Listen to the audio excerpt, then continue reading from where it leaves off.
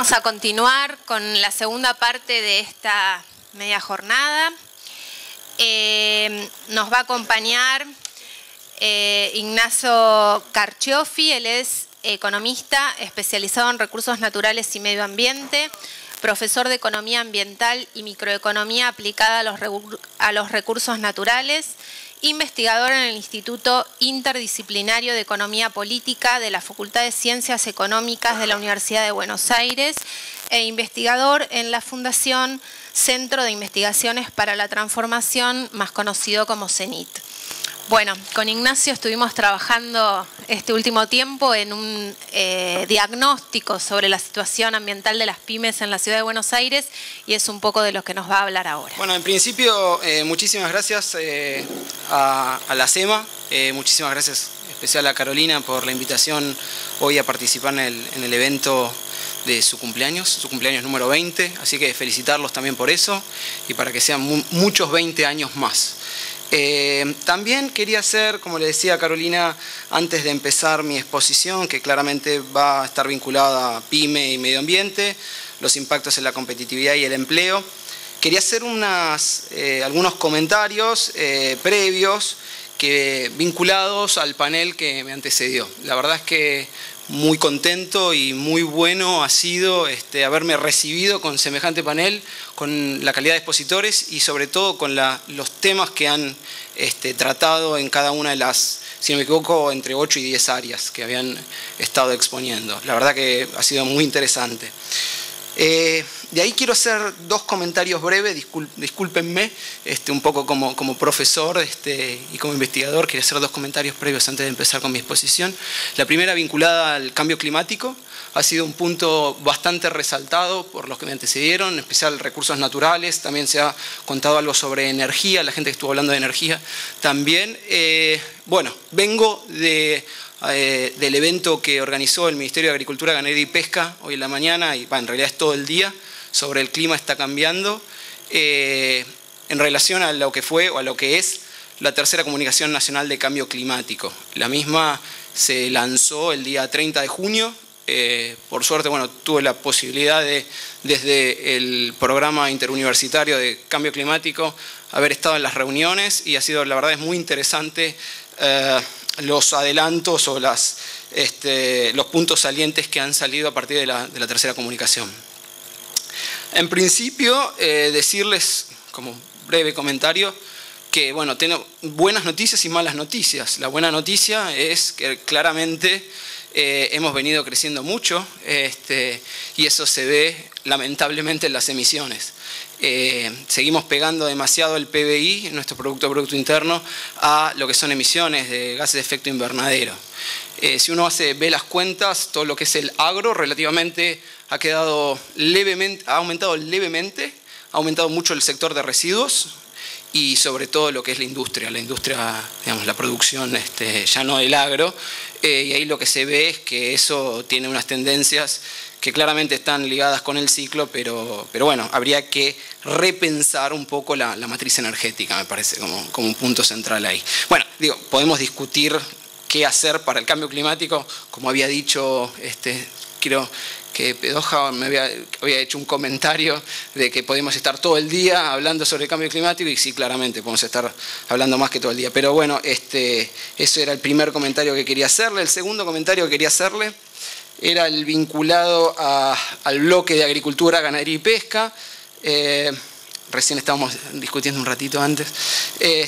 Bueno, lo que se podría hacer claramente y quizás es un aporte, un humilde aporte, no leí sus documentos y tampoco tengo los borradores del mismo, así que mi comentario es un poco arriesgado, pero lo que plantearía es, o los puntos centrales, claramente va como muy bien, está en el abstract que han puesto ¿cómo se llama? En el librito que nos han facilitado.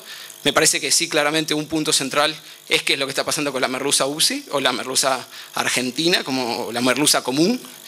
Sí se podrían hacer planes integrales de manejo pesquero y habría que tratar de ver un poco y estudiar un poquito qué es lo que está pasando ahí, sobre todo lo que son la vinculación entre el INIDEP, el Consejo Federal Pesquero y el Ministerio de Agricultura, Ganadería y Pesca. Pero yo creo que en lo que hace tanto a merluza UPSI o merluza común, como a calamar ilex, que es la otra, nuestro caballito de batalla en lo que hace a extracción y a exportaciones. Me parece que claramente se ha hecho un punto importante o no trivial, que es el tema de la regulación, ¿no? O sea, me parece que se ha puesto una cota con los sistemas de cuotas individuales y transferibles de captura a lo que ha sido las capturas olímpicas, ¿no? El que primero llega se lleva el pescado. Y sobre todo la vinculación con empresas internacionales, ¿sí? Bueno, esos dos comentarios que quería hacerles. Paso a la PPT y al tema que nos convoca. Básicamente lo que les voy a presentar hoy es un trabajo que venimos haciendo desde el CENIT desde el 2013, que claramente lo que trata de vincular son los efectos que tiene los programas de reconversión ambiental en la competitividad y en el empleo. Les comento que este trabajo ha sido diseñado para la ciudad de Buenos Aires, pero también se está haciendo un homólogo en Perú. Vine hace un mes que presenté hice esta misma presentación en Lima, y bueno, tratamos de tener una metodología similar, pero claramente adecuada a los temas que hacen a Lima, Perú, y a Buenos Aires, ¿no? Entonces, bueno, no tiene demasiado sentido contarles qué es el CENIT. El CENIT es una fundación sin fines de lucro que es creada en 1990, y nos dedicamos a hacer sobre todo temas de desarrollo productivo, innovación y desarrollo sustentable.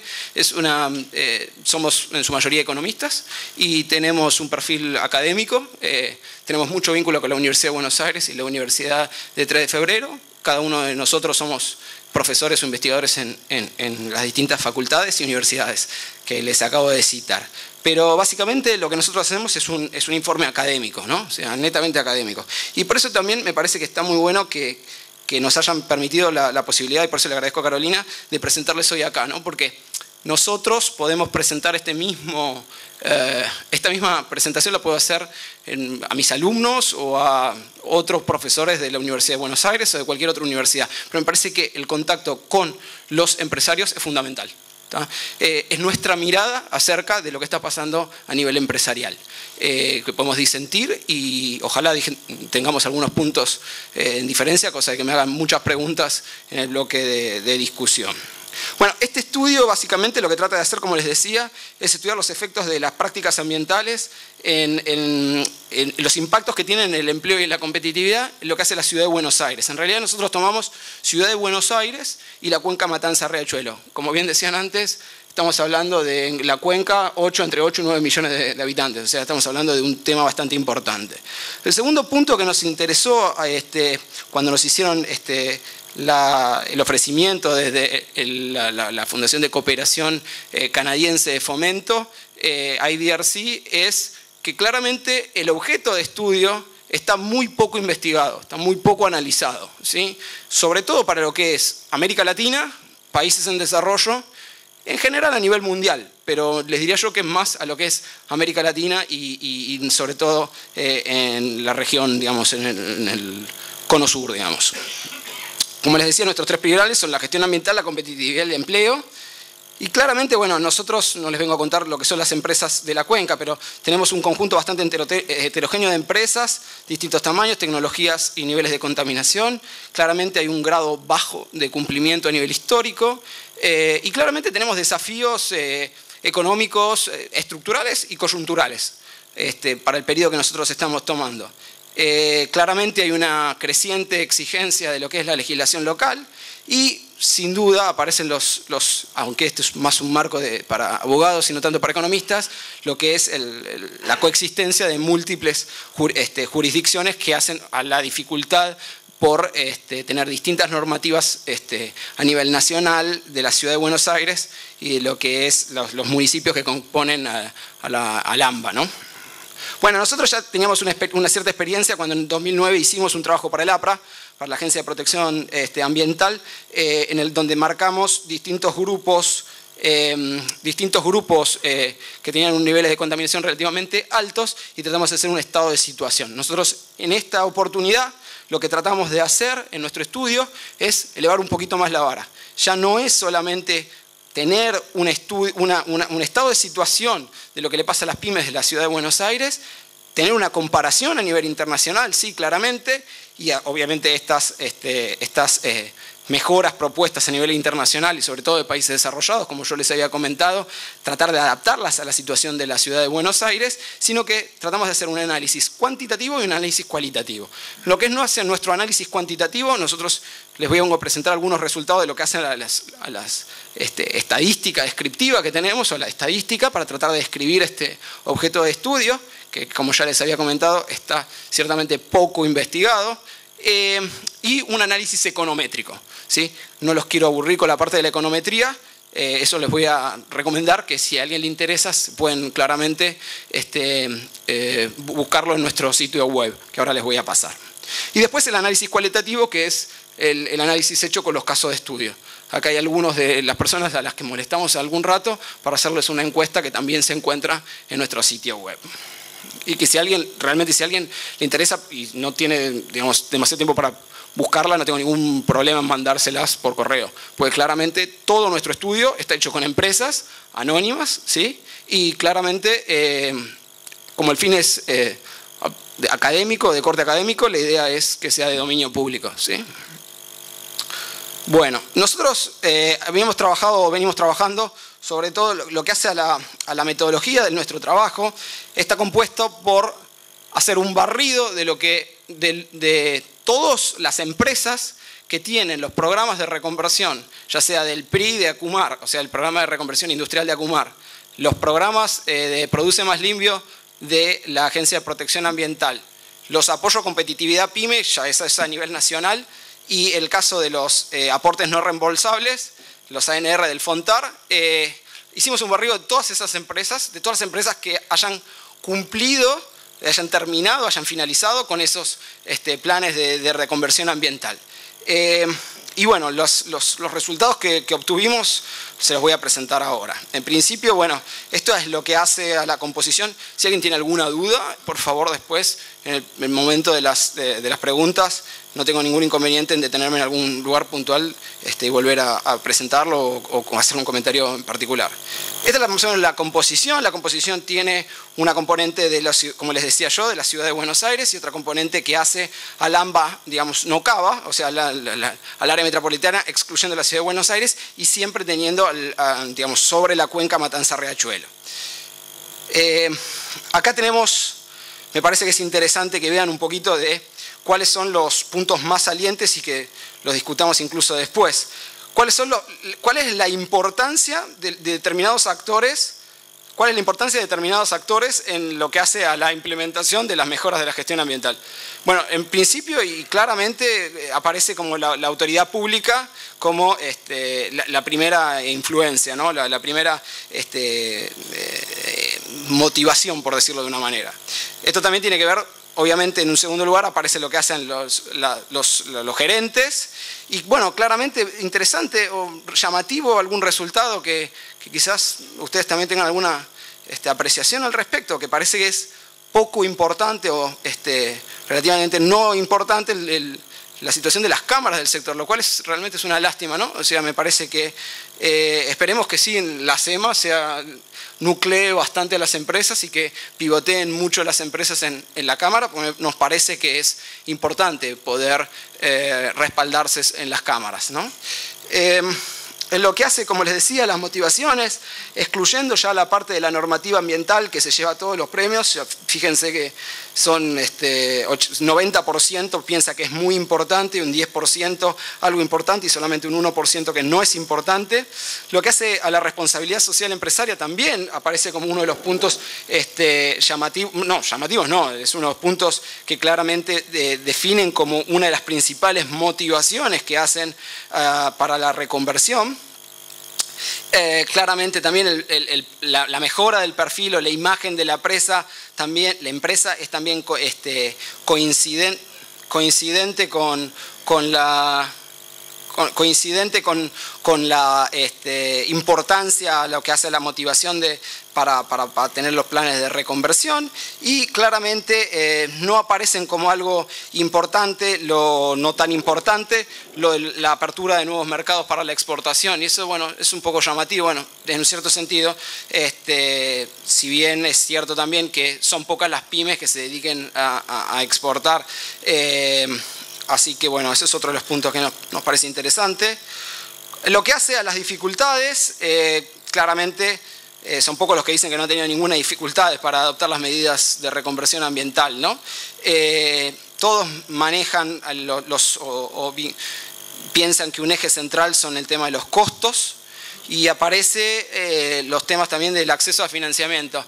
En el acceso al financiamiento, ojo, tengan cuidado, porque esto que estamos haciendo acá es un análisis que trata de, que en un cierto sentido agrega la información. Habría que después estudiar un poco más caso por caso y empezarlo a desagregar.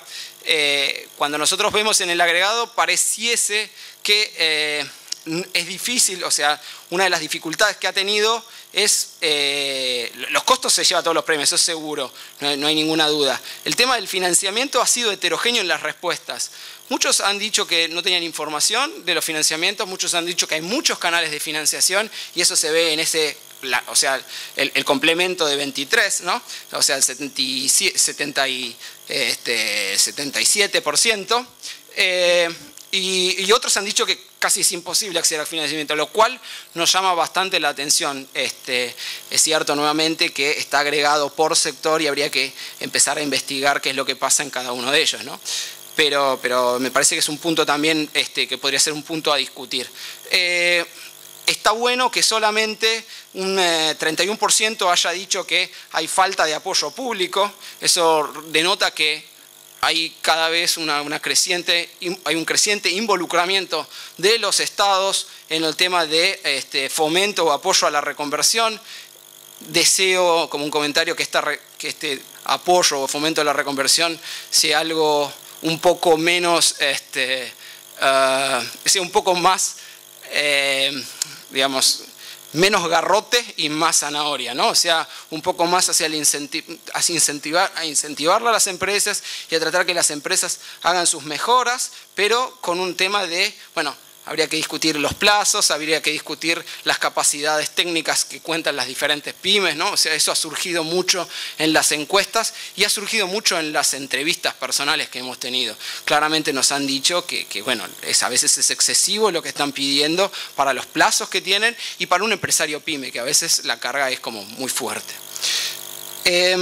Bueno, algunas... Ya esto hace a lo que nos interesaba más, que es la parte de cuáles son los efectos que ha tenido la reconversión ambiental. Es interesante que un 47% piensa que los efectos han sido positivos, es decir, que les ha convenido esta reconversión ambiental, sea impuesta o sea voluntaria. Y claramente depende por los programas, depende en qué está vinculado, si es en efluentes, si es en tema de residuos sólidos, etcétera, etcétera. Lo que también nos llama la atención, o marcaría un poquito, tenemos que hacernos preguntas de qué es lo que está ocurriendo ahí, el trabajo se las hace y en las conclusiones eso está bastante claro, es el tema de la neutralidad sobre los niveles de ventas, ¿no? O sea, fíjense que el 77% marca que los efectos sobre la reconversión ambiental han generado neutralidad, o sea, no han subido ni han bajado los niveles de venta. También es cierto que muchos de los programas de reconversión habían sido finalizados recientemente, con lo cual habría que esperar un tiempo para hacer una evaluación todavía más completa, ¿no? O sea, claramente habría que estos efectos tienen unos efectos que están lagueados, ¿no? En el tiempo. O sea, quizás si dejamos pasar unos periodos, veríamos otros efectos. También es cierto que si bien nosotros hicimos muchos controles, muchas preguntas de control y hemos incluido bastantes controles en lo que hace la econometría, después aparecen estos efectos de que se nos meten un poquito, que es el tema de qué es lo que está pasando con la coyuntura, la volatilidad, digamos, muchas de las preguntas se hicieron al finales de este año, que ya había empezado un año electoral, con lo cual aparecía la incertidumbre metida y a veces es difícil también para un empresario, y más para un empresario pyme, poder separar lo que hace particularmente específicamente a los programas de reconversión y a lo que hace a la coyuntura en general. A mí me va bien o a mí me va mal. Punto, digo. Después, si empiezan a preguntar qué es lo que está pasando ahí adentro, habría que ver el orden de prioridad que tienen los impactos de las reconversiones ambientales, ¿no? También nos han tocado algunos momentos bastante turbulentos en los sectores que hemos preguntado y bueno, a veces se les hacía un poco difícil, sobre todo cuando empezamos en el 2013. Después me gustaría comentarles algo sobre, claramente, los temas de los efectos de costo. Habíamos discutido, me acuerdo cuando fue nuestro evento en la Universidad de Buenos Aires, Carolina, te debes acordar que cuando estábamos discutiendo los temas de si se veía que toda inversión, si el empresario pyme veía la inversión como un costo, ¿no? Y bueno, da para toda una discusión, ¿no?, de la visión del empresario pyme sobre si la inversión es un costo o no, cuando claramente hay que pensar en la corriente intertemporal de beneficios que pueda tener una empresa, ¿no? O sea, y tenemos que hablar de beneficios. También muchas veces hablar de ventas, no las neteamos de los costos, a veces nos hace un poco una ensalada de lo que estamos tratando de estudiar. Entonces, a mí me parece que de vuelta, como se hicieron bastantes controles a lo que hace a los costos y el estudio sobre los costos, no mezclar los temas de financiamiento, acceso a los financiamientos, porque a veces también los empresarios empezaban a confundir lo que tenían que pagar por intereses, como lo incluían como costos corrientes. Bueno, hay que hacer un análisis un poquito mayor, pero claramente nos han contestado que los altos costos son un efecto negativo de las políticas de reconversión ambiental sobre las empresas. Otro punto también interesante es, bueno, claramente no nos sorprende el tema de que la participación en el mercado doméstico haya sido absolutamente la neutralidad, 85%, porque casi todas las pymes, sobre todo las consultadas, han sido empresas que no se dedican a la exportación. Cuando hablamos, como les decía yo al principio, nosotros estudiamos la competitividad por un lado y por otro lado qué era lo que estaba ocurriendo con el empleo. Cuando nos pusimos a averiguar sobre las cuestiones de empleo, nosotros tenemos que tener cuidado, porque uno hace a los niveles de empleo y otro hace a las calificaciones de los propios empleados. Entonces, cuando han habido frente a la pregunta de si ha habido un cambio en el número de empleados, claramente lo que vemos es que no ha habido mucho impacto sobre los niveles de empleo de las pymes, productos de las reconversiones, de la reconversión ambiental impuesta, ya vimos por los organismos del Estado. Esto, la verdad es que no nos debería llamar demasiado la atención. Nosotros hicimos estamos coincidentes con la literatura de Pfeiffer y Rennings et al. y Hetzner, que ha observado también un efecto de la neutralidad, ¿no?, con esto de igual, 80-90%, 88%, 84% y 89%, con lo cual está bastante, nuestros resultados están bastante homologados o coincidentes con lo que está ocurriendo con la literatura a nivel internacional, y eso está bueno. En lo que hace sí claramente a las habilidades o calificaciones, acá sí ha habido un cambio. Si bien no es algo del todo pronunciado, cuando hacemos los estudios econométricos vemos que es mucho más de lo que originalmente piensan las empresas o las personas entrevistadas que había sido, ¿no? Sí hay un efecto sobre la cualificación, estos efectos claramente están vinculados a nuevos conocimientos técnicos, ya ven un 84%, 78% de lo que hacen a los conocimientos sobre los aspectos de la normativa ambiental, lo cual estamos prácticamente avalando lo que veíamos antes, de que si bien que cada vez más, o desde digamos, por poner de una fecha, de los 90, 2000 y demás, han venido aumentando la normativa, lo que hace ambiental, lo que hace a la normativa ambiental y las exigencias, con lo cual hay que empezar a ayornar a esos empleados a las nuevas normativas vigentes, ¿sí? También es interesante el tema de los conocimientos acerca de las certificaciones ambientales, porque esto les permite a las empresas, sobre todo a las pymes, dar un salto de calidad y más empezar a ver esas pymes dinámicas y esas pymes que, bueno, tratan de aspirar a la proactividad, ¿no? O sea, no quedarse en la reactividad pura. Claramente, bueno, aquí están algunas, cómo se han adquirido estas capacidades. las capacidades, la capacitación formal de los empleados existentes, un 87%. ¿Quiénes han sido esas personas que han capacitado? Y son sobre todo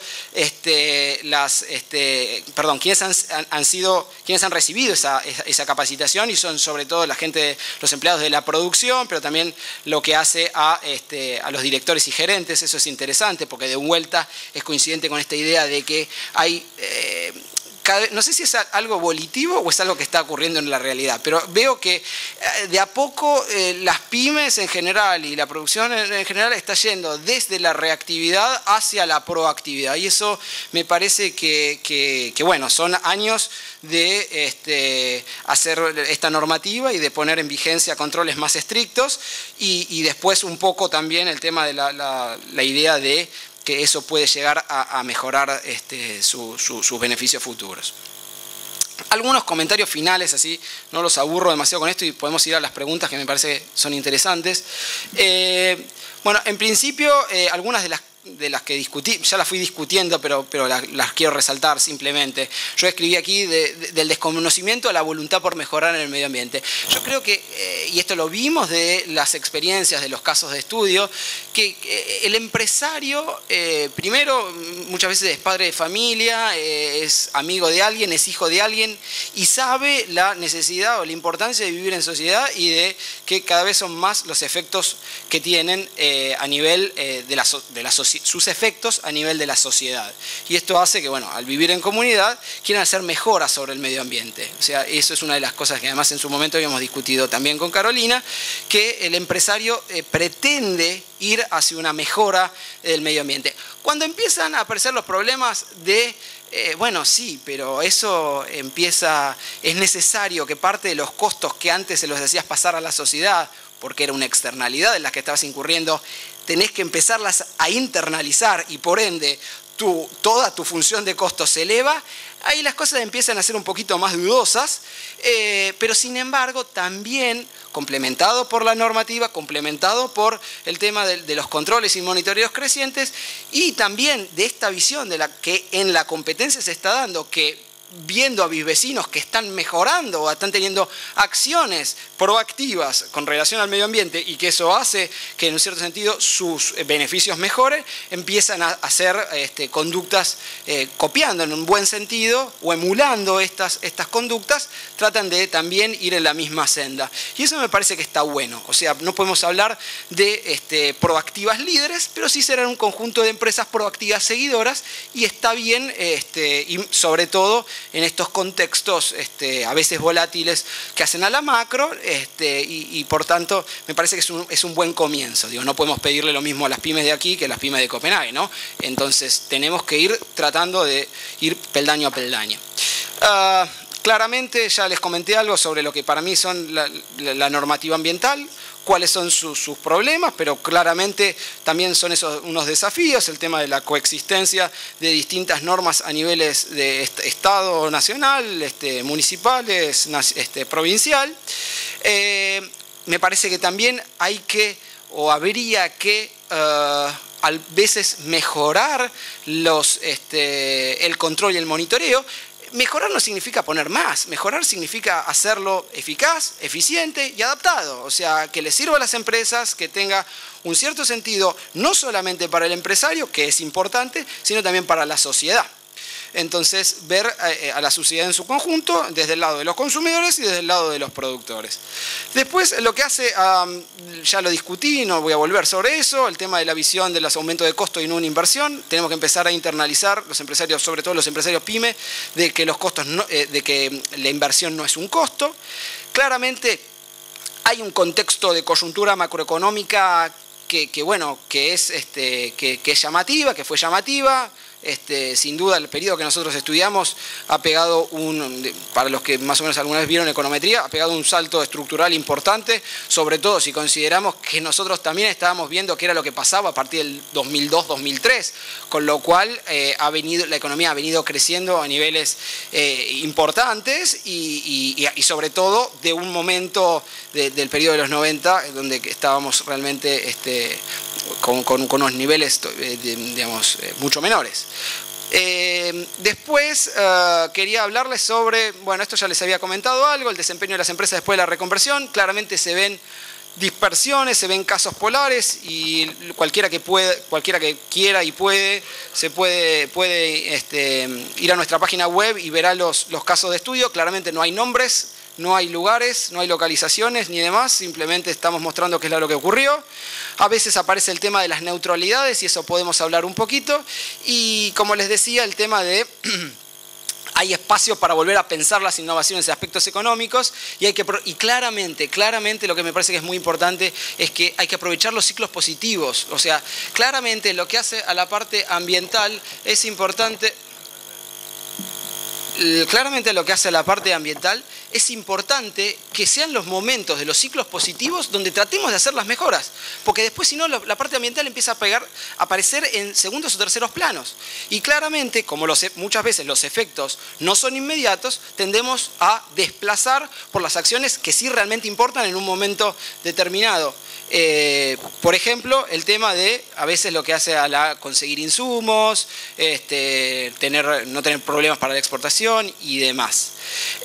Cuando vemos la parte de reconversión, simplemente hacer dos comentarios, que se ve una neutralidad en el nivel del empleo, que eso se los había comentado, sí se ve que hay cambios en lo que hace a las calificaciones y a la composición de ese empleo, y una última cosa que no les había comentado es que no aparecen que las cuestiones de género no aparecen como importantes a la hora de seleccionar o de elegir los recursos humanos que vayan a trabajar en una determinada empresa, lo cual, bueno, claramente es positivo ese punto. Y bueno, y lo que les decía, aquí en esa página web pueden visitar, la pueden visitar tranquilamente, y están todos nuestros informes. Por ahora están en el modo de 11 o 12, Martín me corregís, son 12 documentos de trabajo, ¿no? 12 documentos de trabajo, y en breve se va a compilar en un libro. Así que bueno, van a tener acceso a cualquiera de los 13 textos, ¿sí? Y si no, nos escriben un correo electrónico a mí o a cualquiera de las dos personas que están trabajando conmigo, que son la profesora Daniela Ramos y el profesor Martín del Castillo, también del CENIT y bueno, UBA y UNTREF. Así que bueno, muchísimas gracias. Bueno, Ignacio, muchísimas gracias. Vamos a hacer algunas preguntitas. Van a hacer un cambio de computadora mientras, así que, Ignacio, si querés acercarte acá, compartimos. Dice, acerca de la pregunta relativa a costos muy altos, ¿pudieron preguntar cuál sería un costo razonable? Perdón, no estoy escuchando. Es decir, acerca de la pregunta relativa a costos muy altos, cuando preguntaban y te respondían que los costos eran muy altos, ¿pudieron preguntar cuál sería un costo razonable? Bueno, la respuesta de costo razonable depende claramente de qué es lo que estamos, del sector en que estamos tratando de ver, y claramente está vinculada a lo que hace a los costos de mercado. Hablar de costos razonables a veces es medio difícil de evaluar. ¿Qué es razonable? Lo que para mí razonable es que tenga un costo cero, está bárbaro. Y si me pueden pagar, mejor.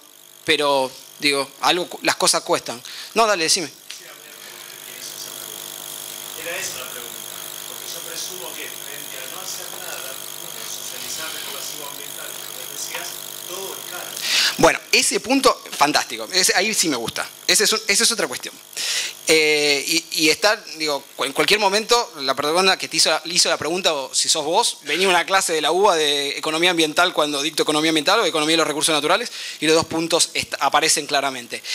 A ver, siempre nosotros tenemos que tratar de ver cuáles son los costos individuales y cuáles son los costos sociales. Y tenemos que tener en cuenta las externalidades que puedan estar vinculadas, ¿sí? Ahora, supongamos, si de repente aquí se dice no se puede fumar, no se puede fumar. Si vos estás fumando, nos estás ejerciendo un costo a todos nosotros.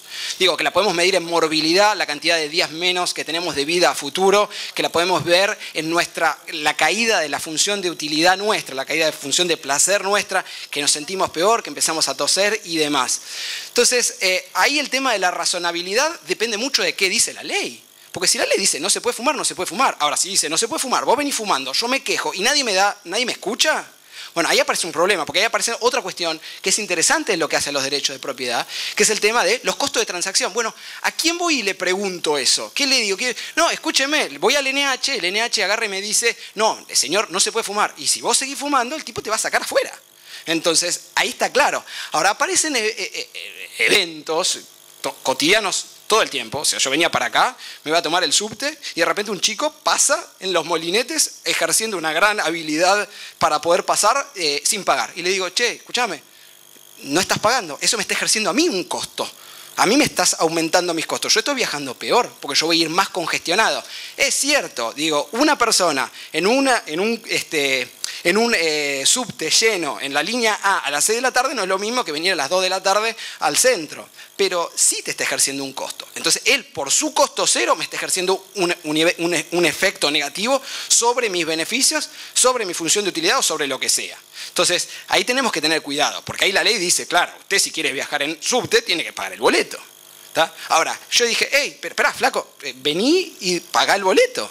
Ahora, me puse a buscar gente y no había nadie. Entonces, ¿qué voy a hacer? Yo me tengo que poner a buscarle a cada una de las personas que está ahí. ¿Dónde está el seguridad? El seguridad está allá, lo tengo que ir a buscar. Son todos minutos que se van sumando. Entonces, está elevando mis costos. ¿Tá? Entonces, por efectos de que él no está pagando y él está bajando sus costos, me está generando un efecto sobre mi displacer, porque me puse nervioso, no sabía qué hacer, tuve que ir a buscarlo, perdí tiempo, casi llego tarde. Bueno, eso es un efecto negativo y claramente es una externalidad. ¿Se entiende lo que digo? ¿Cuál es la pregunta a eso? Preguntarle, ¿a usted le parece alto, pero...? Sí, pero ¿sabes lo que pasa? Ahí aparecen dos efectos. Que, ¿cómo decirlo de una manera rápida y no quedarme todo el día hablando? Un primer efecto es que los empresarios muchas veces te dicen, norma, hay una norma ambiental. Ah, no sabía, recién me acabo de enterar. ¿Cómo recién te acabas de enterar? Hace 30 años que venís produciendo esto. Te tenés que ir ayornando de lo que hacen las normas, de cómo se vienen generando y qué es lo que viene pasando. Entonces, hay un primer efecto que también eso tiene que ver con el control y monitoreo. ¿Usted no sabe la norma? Venga que yo se la explico. ¿Tá? ¿Usted no sabe cómo se va a votar el domingo? No sé. Bueno, venga que yo se la explico. ¿Tá? Entonces, ese efecto a veces no se da. Y ahí sí la culpa la tiene el que controla. ¿Sí? Después hay un efecto que en realidad el empresario debería haber sabido, que eso es generar una externalidad sobre la sociedad y es no estar internalizando sus propios costos. Bueno, hay de todo. De lo que te puedes imaginar, hay. Ignacio, vamos a tener que ir, sí, porque tenemos varias preguntas después te la sigo, pero es interesante la pregunta. Mezclo dos preguntitas, sí, dale. Ya está Lucas para el siguiente panel. Sí. Si podés contarnos sobre el tipo de empresas estudiadas, cómo se definió que era una pyme, había pequeñas o solo medianas, qué cantidad de empresas fueron analizadas, si se realizó algún análisis por sector, un poco lo metodológico. Sí, fantástico. Es una buena pregunta. Yo fui medio rápido porque no tenía demasiados minutos, pero me parece que es sumamente importante. No solamente a lo que hace a la metodología, sino también después a la metodología de estudio, o sea, del objeto de estudio por un lado, pero del otro lado a la parte de cómo se procesan esos datos. En principio se tomaron lo que habíamos establecido en un principio de los sectores productivos de la ciudad de Buenos Aires. Como les dije yo, al principio nosotros queríamos, no sé quién me hizo la pregunta para verle la cara. Ah, buenísimo. Sí, me quedo un poco lejos, pero levanto un poco más. No, básicamente la idea original era tratar de hacer un estudio en dos etapas, ¿sí? Donde el primero tratábamos de hacer tratábamos de tomar una muestra en base a un marco inexistente, porque le digo la verdad, no hay un marco que se pueda saber cuántas pymes hay en la ciudad de Buenos Aires, por lo menos a nivel público, ¿no? O sea, si uno va al observatorio PYME y paga algún montito, puede sacar alguna información. Pero lo que es a la parte de los listados públicos, ¿cómo?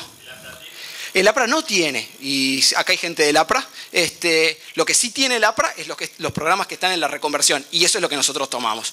Entonces, originalmente te cuento, originalmente la idea era tomar una muestra de todas las empresas, una muestra representativa de más o menos todas las pymes que estaban en la cuenca. Suponete 26.000 pymes. De esas 26.000 pymes, después que se tomaba esa muestra, supongamos, no sé, 2.000, 3.000, en base a eso, hacerles la encuesta que terminamos haciendo. Eso resultó imposible. Imposible por tiempos, por plata y además, porque yo se lo voy a decir honestamente, y que, bueno, la verdad es que espero que con lo que venimos haciendo nosotros tratemos de generar una semillita por tratar de seguir o de generarle continuidad a este tipo de encuestas. Este tipo de encuestas son largas, difíciles, costosas, y se pierde casi el 80-90% del tiempo en el diseño correcto de las encuestas y de generar buenos marcos, ¿sí? Buenos marcos de referencia. Si se discontinúa, todo el trabajo se va a empezar a perder, porque esto va a empezar a quedar viejo y la foto que nosotros sacamos, que serviría para el 2014-2015, se empieza a perder. Así que la verdad es que estaría buenísimo que esto se siga en el tiempo. No digo nosotros o cualquier otra entidad, pero que lo siga haciendo, ¿tá? Entonces, para no irme... No, pará. Estamos con él. Sí, no.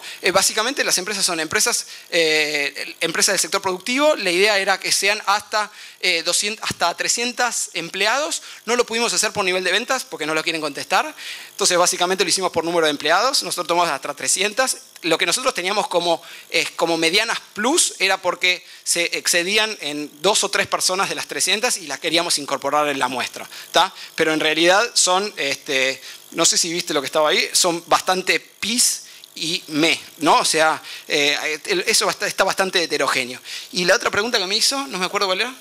Más o menos describir el tipo de empresas, si eran solo pymes, medianas. Sí, no, teníamos había algún grupo de micro, había algún grupo de bien micro, había otro más de pyme, creo que estaban los números, no sé si los puse en lo que hacía la composición. Ya cambiamos la máquina. Bueno, después te lo muestro. ¿Tá? Sí, ampliamos. Igual está, cualquier cosa nos piden los datos o la presentación que se sí. las Igual hay un documento de trabajo, no me acuerdo si es el 5 o el 6, que es el documento de trabajo metodológico. Ahí está, de punta a punta. Así que en esas son 73 páginas, está todo. ¿Está? Dale.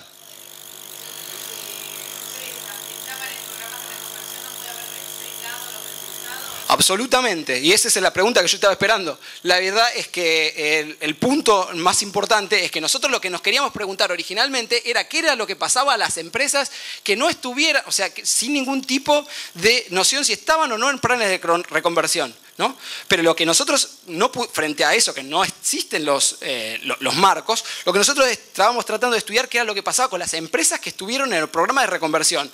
Así que todo la información o el análisis se hace en base a esa condición, seguro. En ningún momento nosotros estamos diciendo o extrapolando para casos que no sean dentro de... hay una filmina que son los 4 programas, lo del FONTAR, lo de competitividad PYME, APRA y PRI.